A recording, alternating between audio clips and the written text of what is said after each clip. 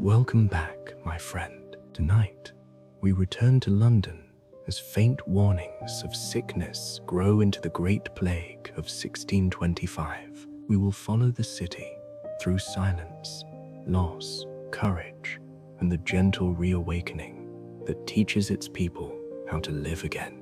Settle in, breathe slowly, and let history carry you towards sleep.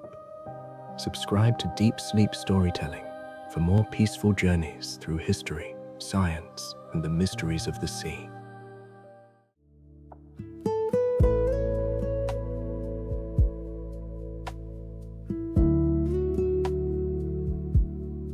Whispers of the Coming Plague. Breathe gently, my friend. Let your shoulders loosen, your thoughts drift. Tonight we walk through London in the years just before the storm. A city bright with theater lights and buzzing marketplaces, yet carrying a quiet tremor beneath its surface. James I is still new to the throne. The playhouses flourish. Scholars debate in candle-lit rooms. Merchants grow wealthy from distant seas. But something else is growing too, and something softer, darker, invisible. The first signs of plague. London does not know it yet, but the city is becoming a place where sickness can move like a shadow, fast and silent, slipping through the gaps of life. Let us drift through these uneasy streets. A city overflowing with people. London at the start of the 17th century is booming. More people arrive each week, drawn by opportunity. Farmers hoping for steady work. Craftsmen seeking apprenticeships. Sailors looking for new voyages. Foreigners bringing strange spices and stories. The city swells far beyond its medieval walls. Houses rise quickly, leaning awkwardly into one another. Rooms crowd with families, lodgers, and servants. Alleys narrow into twisting corridors of noise and smell. Animals roam the streets. Waste flows freely where it should not. Everywhere you turn, there is life. Too much life for the space it occupies. No one calls it dangerous. No one imagines it can break. People simply shrug and say, "London grows." What else should London do? But growth without breath is strain. And strain always leaves cracks. In those cracks, sickness waits.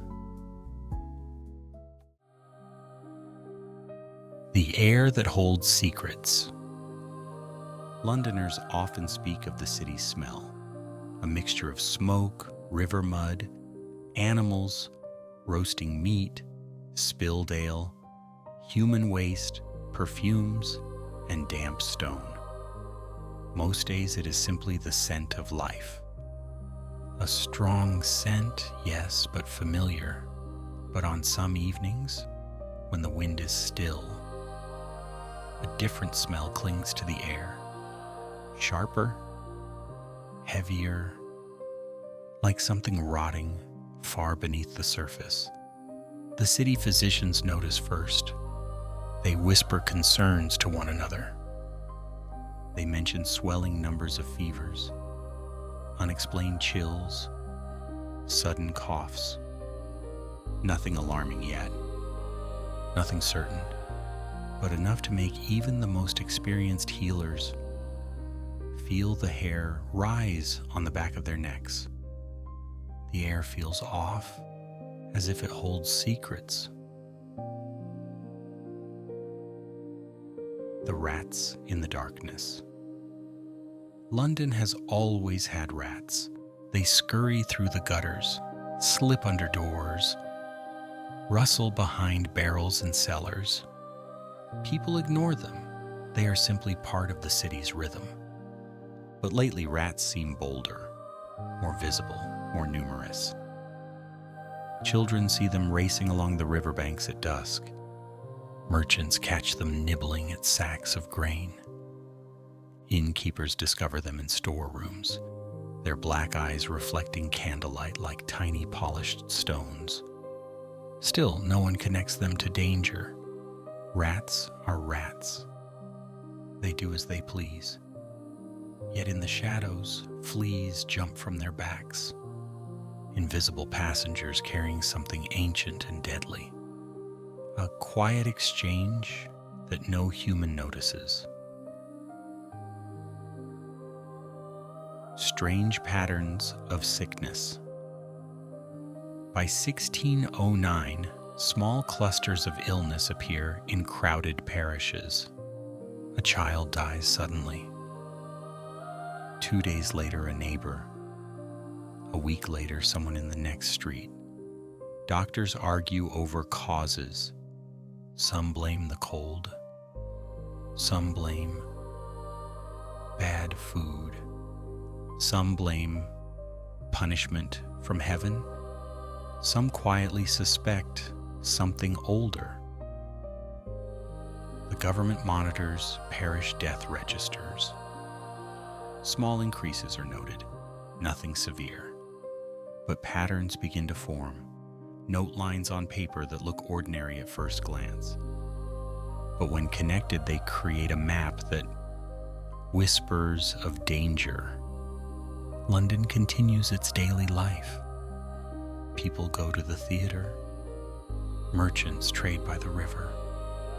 Church bells ring over busy streets. But beneath it all, the city's pulse feels irregular. A skipped beat here, a sudden flutter there. Fear without understanding. At night, rumors drift through taverns like smoke. Someone says they heard of a household sealed up farther east. Another insists that cattle have fallen ill. Someone else swears the sickness came by ship from the south. Most people dismiss the rumors. Londoners are accustomed to hardship. Illness comes and goes. Yet even the bravest feel uneasy when the wind carries a strange chill, or when a friend falls sick without warning. Parents keep children indoors more often. Neighbors keep their distance when someone coughs. Priests offer extra prayers without explaining why. Fear grows quietly, not loud enough to cause panic, just enough to murmur under the breath of the city. The physician's private worry. In small, warm rooms lit by flickering candles, London's physicians gather to compare notes. They describe swellings, fever, sudden death, symptoms too familiar for comfort. Some have read accounts of the great medieval plague. They recognize similarities. Their fingers tremble slightly as they turn the pages, but none dare say the word aloud. That word carries too much terror, too much memory. Instead, they speak in cautious phrases. I fear something spreading. I fear this pattern. I fear this is not ordinary. But fear alone proves nothing. They continue their visits. They continue their attempts to treat the sick. They continue hoping that the shadows will lift on their own. London keeps dancing. Despite the early warnings, life in London does not stop.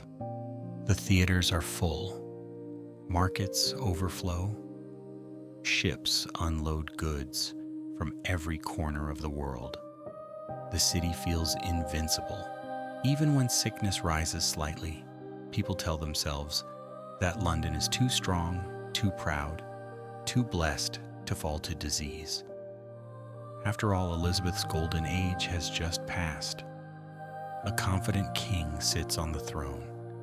Trade is booming, ideas flourish, fortunes are rising. In the glow of prosperity, danger feels impossible. But prosperity can be the sweetest distraction. And shadows thrive in distraction. A quiet warning. The year creeps toward 1620 with only mild disturbances. Small waves of sickness sweep through the poorest districts. Parish clerks record more deaths than usual. Doctors appear more tired, more anxious, but nothing breaks. Not yet. London stands tall, unaware that it is living in the last years of relative safety before a great darkness. The whispers of plague are faint, like footsteps approaching from very far away. But night journeys always begin with faint sounds, and London, restless and alive, does not yet hear them clearly. Let the image settle for a moment. A city brilliant on the surface, but quietly trembling beneath the cobblestones. A city laughing in the theaters, while small warning signs flicker in the corners of its vision. This is the calm before the storm, the hush before the cry, the breath before the plunge. The plague is coming. But not yet. Sleep softly now. The Great Plague of 1625. Ease your breath, my friend. Let your eyes rest a moment longer. For tonight we drift into one of the darkest, yet most defining moments in London's long history. Not with fear, but with calm curiosity. Not with terror, but with gentle understanding. It is the year 1625. James I has died, and his son Charles I has just taken the throne. The coronation bells are barely silent when something else begins to ring in the distance. Not bells of celebration, bells of warning. The plague has arrived. The first quiet signs. It begins the way storms often do, not with thunder, but with a shift in the wind. A few unusual deaths in the parish of St. Giles. A family suddenly taken ill in the crowded alleys near the Fleet River. A merchant who falls sick too quickly for comfort. Parish clerks note the causes with uncertain hands. Doctors glance at their records and feel their stomachs tighten. They recognize the pattern, though they wish they did not. But still, life continues. Londoners have lived through smaller outbreaks before. They trust in the rhythm of the city. They tell themselves it will pass, yet the numbers grow. The bell ringers begin their work. By early summer, the city no longer whispers, it listens. Each morning, parish clerks walk to the old churchyards to post the weekly bills of mortality. People gather around, squinting at the tall sheets of parchment listing all the deaths of the previous week. More than normal, far more.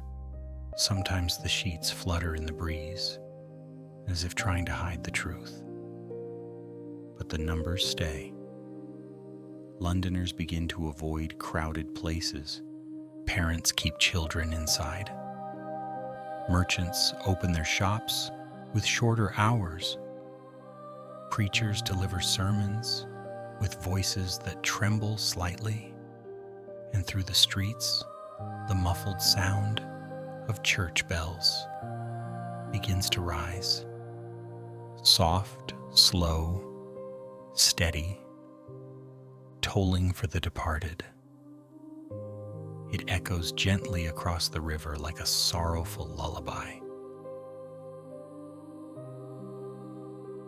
The city slowly closes its eyes. By midsummer, the plague tightens its grip. People move less. Doors remain shut. Windows stay shuttered even in the heat. Theaters close again, not because of royal decree this time, but because no one dares to sit shoulder to shoulder in a crowded hall. Markets thin out. Ships unload with caution. Many families flee the city for the countryside, leaving behind locked homes and hurried farewells. London, normally loud and restless, becomes strangely quiet. It feels like a city falling asleep under a dark blanket. The silence is eerie, but also oddly peaceful, like snow falling, like breath slowing, like night descending over a tired world. The plague's paths. The sickness does not spread evenly. It hunts the poorest districts first, where houses stand packed like books on a shelf. St. Giles, Clerkenwell, Smithfield, Whitechapel. Narrow lanes where families live on top of one another. Rooms shared by strangers. Air that rarely moves. Here the numbers rise fastest. The wealthier parishes suffer too, but more slowly, like fire creeping along stone instead of straw. Doctors continue their visits, though with greater fear. Some carry bunches of herbs tied with a ribbon, believing the scent will protect them. Others hold vinegar-soaked sponges to their faces. A few, desperate and brave, keep detailed notes of symptoms to understand the pattern. Their journals will one day become valuable records of the past. But in this moment, they are simply men trying to navigate a darkness they cannot fully see. Flea and rat, unseen and unfeared. Most Londoners do not yet know the true cause. They blame the heavens, the weather, foul vapors, divine anger, bad luck. They do not realize the culprits are tiny fleas riding on the backs of rats, creatures so common that people rarely notice them. Rats scurry along the docks, scamper through warehouses, slip beneath doors, and nest in warm corners of kitchens and inns. Their fleas leap silently from one living thing to another. Invisible sparks jumping across an invisible map, a deadly chain that no one understands. The city's strange beauty. Dark times often reshape the world in unexpected ways. During the plague months, London takes on a peculiar beauty. Streets that once roared with carts now lie empty under the summer sun. The Thames moves quietly, its surface smooth as glass. Trees in churchyards sway gently, without the usual chorus of voices beneath them. And at night, the stars seem brighter, as if the sky has opened wider in the absence of smoke and noise. It is a haunting beauty, but a real one. Even hardship can carry its own strange softness. Acts of courage. In the heart of the disaster, courage blooms. Priests walk from door to door, offering comfort. Physicians remain in the city to tend the sick. Kind neighbors leave food on doorsteps of quarantined homes. Some families take in orphaned children. Some apothecaries give away remedies for free. Bravery often whispers, not shouts. And in these months, London whispers courage everywhere. The plague reaches its peak. By autumn, the plague numbers soar. The bells toll constantly. The bills of mortality stretch longer each week. The city feels as if it is holding its breath, waiting, hoping, praying for relief. The cold weather finally slows the spread. Fleas grow sluggish. Infections decrease. The numbers begin to fall. The bells ring less often. The bills shorten. People peek from their windows again. The storm is passing. Slowly, gently, but definitely. A city that begins to wake. By winter's end, the plague has loosened its grip. Shops reopen. Children step into the streets again. Sermons shift from mourning to thanksgiving.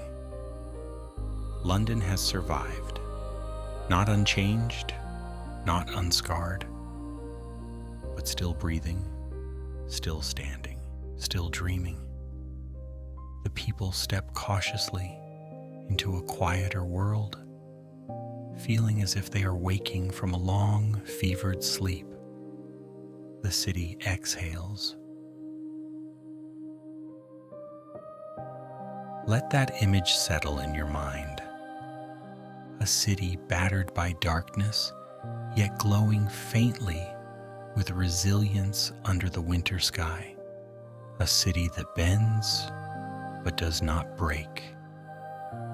A city learning once again that storms, even the darkest ones, eventually pass. Rest in that thought for a moment. The slow reawakening. Settle deeper into your pillow, my friend. Let your breath stretch out like a calm tide. Tonight we walk through London as it opens its eyes after the long, dark dream of the plague. It is early 1626. Winter frost melts from rooftops. Chimneys release thin ribbons of smoke into the pale morning sky. A sense of relief wraps itself around the city like a blanket warmed by the first light of dawn. The storm has passed, and now comes the slow reawakening. A city that steps carefully. When a person wakes from fever, they do not leap from their bed. They rise slowly, blinking, uncertain, heart still tender. London behaves the same. Shops reopen, but cautiously. Traders lift wooden shutters, as if handling fragile glass. Market stalls return to the streets, each one arranged with quiet ceremony.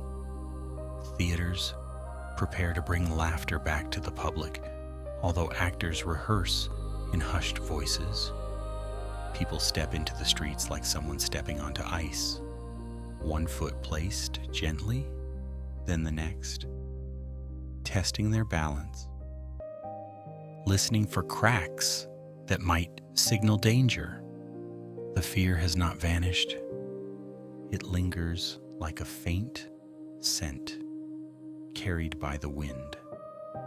But Londoners breathe anyway. They have learned how to carry fear without letting it stop life. The bells fall silent. For months, the city lived inside a cocoon of church bells, soft, heavy, sorrowful notes ringing at all hours, each toll marking another loss. Now the bells are quiet. It is unsettling at first. The silence feels too big, like a church suddenly emptied of worshipers. But gradually, the quiet becomes comforting.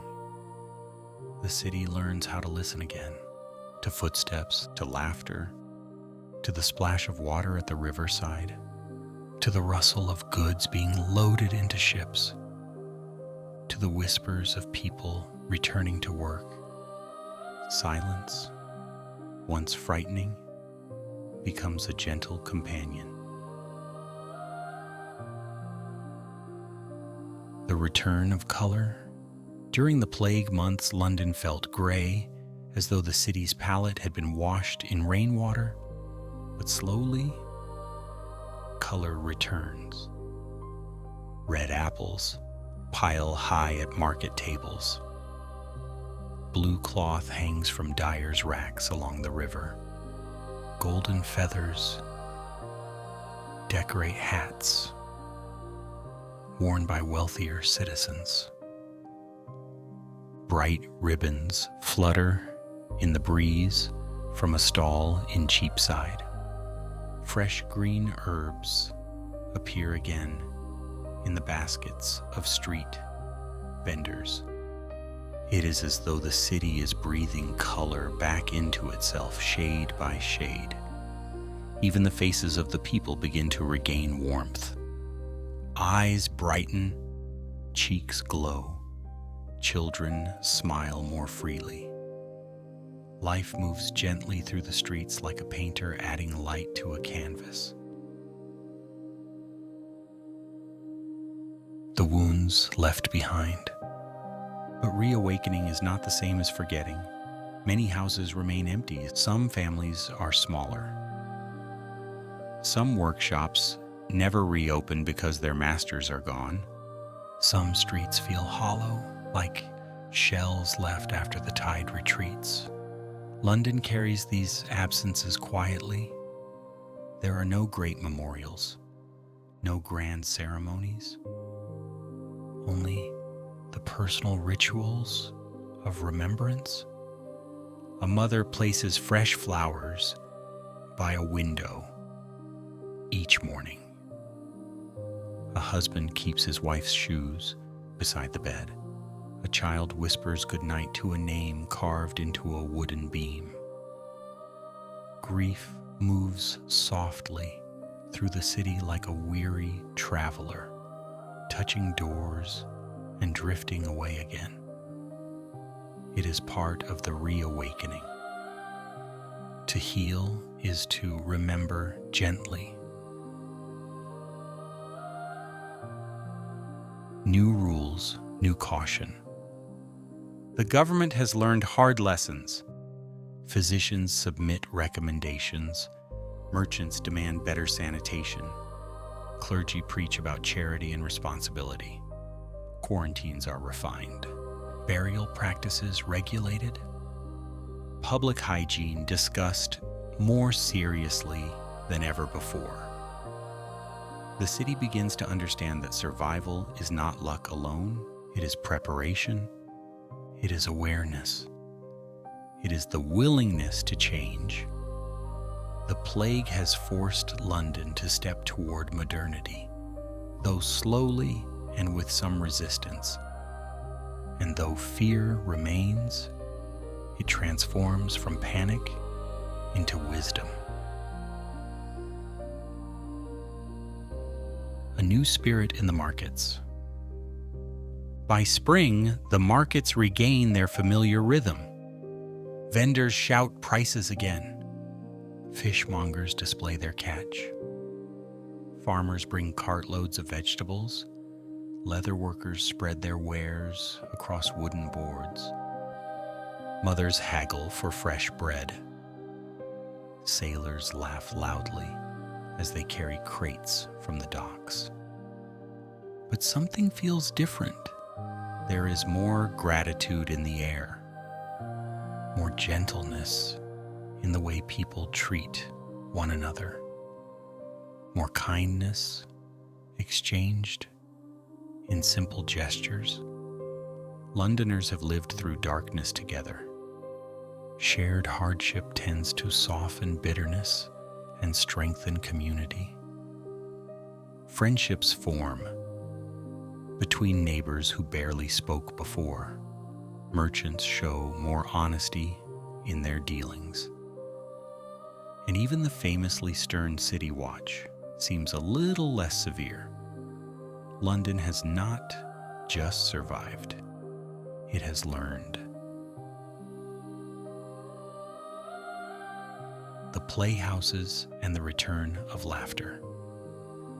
One of the clearest signs of reawakening comes when theaters reopen. People gather again outside the playhouses in Southwark, their hands cold but their spirits eager. Actors step onto wooden stages with renewed energy, their costumes bright, their voices strong, their stories filled with wit and warmth. Laughter rises into the air like birds taking flight. For a moment, the memory of sickness fades. The city remembers joy. It remembers clever wordplay, exaggerated gestures, and stories that carry both truth and humor. Charles I encourages the arts, and London embraces them like an old friend returned after a long absence.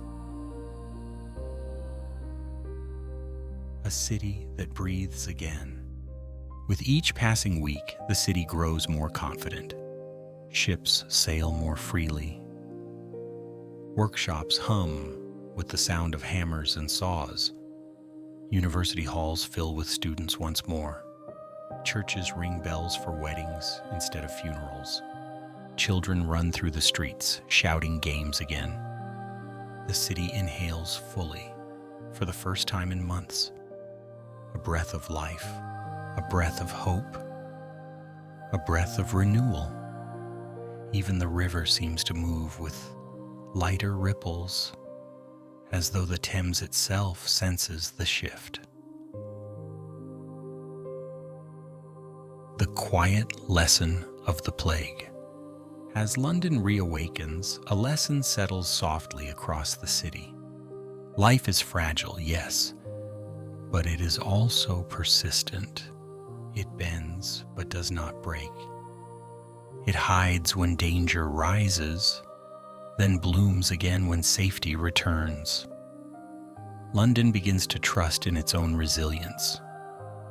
It knows now that it can endure hardship. It knows that darkness does not last forever. It knows that even after the coldest winter, spring will come. The plague has altered the city, but it has not conquered it. Let that image rest gently in your mind. A city blinking in the sunlight after a long night. A city stepping forward with caution, but also with quiet pride. A city learning to breathe again, slowly and steadily. This is the reawakening of London. New rituals, new rhythms. Take a slow breath, my friend. Let your body soften beneath the blankets. Tonight we wander through a London gently rearranging itself after sorrow, like a person tidying their room after a long illness. The year is slipping toward the late 1620s. The plague has retreated, leaving behind memories that cling to the city like morning mist on stone. But life does not stay frozen in fear. It shifts, it adapts. It finds new rituals and new rhythms. London begins to discover who it is becoming. The churches fill again. When the plague raged, many churches stood half empty. People prayed at home. Some priests fled for safety. Others died while tending the sick. Now the bells ring more brightly. Londoners return to the pews with a sense of gratitude. Some arrive early, sitting quietly in the glow of stained glass. Others kneel longer after the sermon ends. There is a shared feeling that survival carries responsibility, that life is a gift that must be honored. Churches host community gatherings, offering bread to the poor, blankets to widows, and lessons to children who lost parents. Faith becomes not only a set of rituals, but a network of care. And although sermons sometimes speak sternly of divine warning, many Londoners listen instead for reassurance. They have endured enough fear. Now they want comfort. Domestic life discovers gentleness. Inside London homes, life takes on a softer tone. Families eat meals together more regularly. Parents tell stories by firelight. Households that once bustled with apprentices and servants now feel quieter, more intimate. People clean more often, not just for appearance, but from a deeper desire for order. Windows are washed, beds are aired, floors scrubbed, homes become small sanctuaries. Simplicity gains value. A clean hearth, a warm blanket, a fresh loaf of bread, a pot of herbs growing by the window. These things now feel precious. Londoners cherish the ordinary moments that plague months, once made impossible. The laughter of children, the warm smell of baking, the comfort of conversation around dinner. Home becomes a haven, not merely a sleeping place. The marketplace learns new manners. Life in the marketplace also changes. During the outbreak, crowds were feared. Now people return carefully, but with politeness born from shared hardship. Vendors greet customers with warmer smiles. Shoppers speak more gently. Disputes are fewer, or at least shorter. Instead of pushing through narrow aisles, people step aside for one another with small nods of respect. There is a sense that everyone carries unseen burdens, and kindness is the easiest way to lighten the weight. Even the sounds shift. Less shouting, more conversation, less frantic bargaining, more steady patience. It is a marketplace, relearning how to breathe. New health customs bloom. The plague leaves London with new habits. People begin to value fresh air. Windows are opened more often, letting cool breeze sweep through rooms. Villagers traveling into the city bring herbs to sell, believing they clear the air of illness. Lavender bundles hang near doorways. Rosemary sprigs sit in cups of water on tables. Some customs are practical, some are superstitious, but all are born from the same desire: to live safely, mindfully, and with greater awareness of the body. Water cellars become more popular. Bathhouses see more visitors, though still cautiously. Doctors encourage cleaner streets, though change comes slowly. London does not yet understand disease the way future generations will, but it understands the importance of care. Hygiene becomes a quiet, growing value.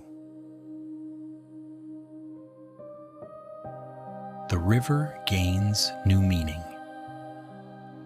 The Thames, always central to London life, gains a fresh significance. During plague months, the river was seen as a corridor of danger, carrying goods, animals, and sometimes sickness. Now people look to the Thames for healing. They walk along its banks to clear their minds. They sit on worn wooden benches and watch the water drift past. They breathe deeper near the river, trusting its breeze, its movement, its gentle murmur. Fishermen return to work. Boats glide smoothly along the surface. Children skip stones into the current.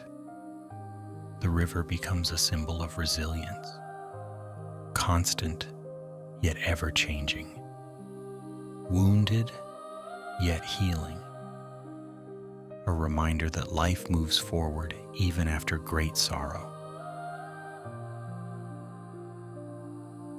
Art, music, and the need to feel alive.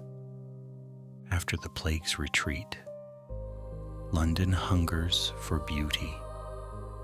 Musicians gather near taverns and play soft, wistful tunes.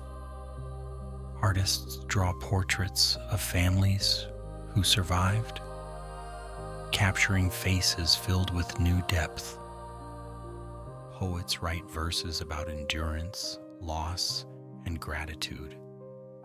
People crave expression. They want to feel alive again. Even household entertainment flourishes. Storytelling, simple songs, small dances in kitchens, children staging pretend plays in the yard. Life becomes art in little ways. Not grand, not theatrical, just human. Community bonds strengthen. The plague created unlikely friendships. Neighbors who barely acknowledged one another now share meals. Parishes hold gatherings to support widows and orphans. Merchants cooperate more willingly to stabilize food prices. Young people volunteer to help clean streets or repair houses. London discovers that community is not a luxury. It is a lifeline. People rely on one another more openly. They speak with honesty about their fears. They comfort each other. Even if arguments still occur, as they always will, the city holds a new understanding. People survive together. No one says this aloud. It simply exists like an invisible thread woven through daily life. A new appreciation for time. When sickness threatens life, time becomes precious. Londoners begin to cherish slow mornings, shared meals, the sound of rain, the warmth of sun on stone. They walk more, they rest more. They savor quiet moments. Time no longer feels like something to conquer. It feels like something to hold gently. A baker warms his hands over the oven, grateful for the heat. A mother braids her daughter's hair, grateful for her presence.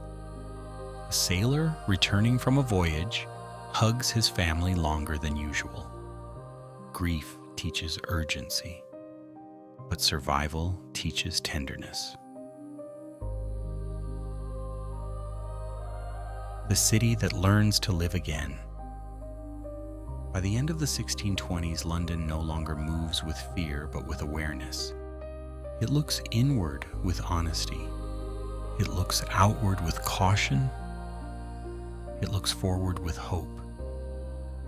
The city is not the same as before. It is wiser, more patient, more connected, and more alive. The plague has rewritten London's rhythm, not violently, but subtly. like a musician adding new notes to an old melody, and the melody continues. Imagine a city washed by soft rain, its streets glistening, its people moving slowly but steadily. London is returning to itself. Not the London of old, a newer, gentler London, one that understands that to live is to adapt, to care, to cherish. Let that image rest in your thoughts as you breathe calmly. Rest now, my friend, as London's streets grow quiet beneath the evening sky. Tonight, we followed the first whispers of sickness into the Great Plague of 1625, watched the city fall silent, and witnessed courage appear in homes, churches, and narrow streets. We also saw London awaken again, slowly restoring its markets, theaters, colors, and familiar rhythms. The city carries grief, but it also carries wisdom, tenderness, and hope. Let the Thames carry these memories gently into the darkness. Breathe slowly, release your thoughts, and sleep peacefully as London begins to live again.